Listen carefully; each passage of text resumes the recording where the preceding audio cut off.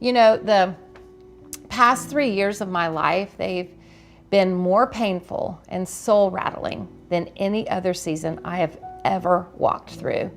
When I wrote my last book, Uninvited, I did so thinking that I had experienced so much healing from past rejections that I could really help others. Well, I had no idea I would release that book in the midst of the most devastating rejection I'd ever faced in my own marriage, combined with several health challenges, which I'll tell you more about in the coming weeks. And you know that this study, it's not supposed to be this way. It isn't just a book I wrote. It's a message I've walked through, sometimes crawled through, but I survived, and you will too. While your circumstances may be different than mine, please know I understand pain is relative. Pain is pain. And in the context of your life, anything causing you hurt, it's worth being addressed.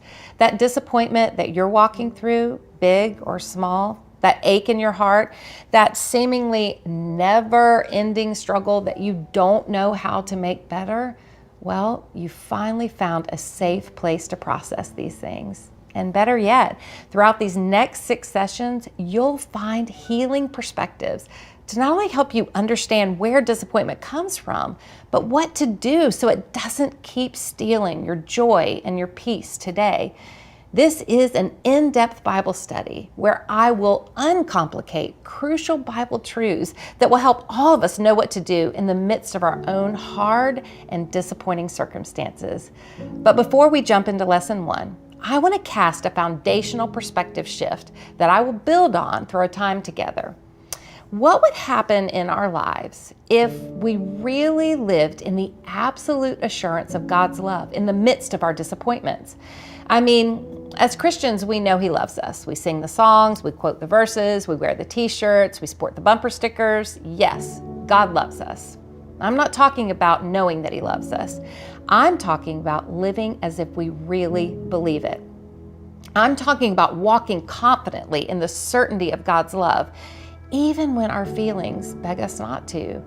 I'm talking about training our hearts and our minds to process everything through the filter of the absolute assurance of God's love, period, without the question mark.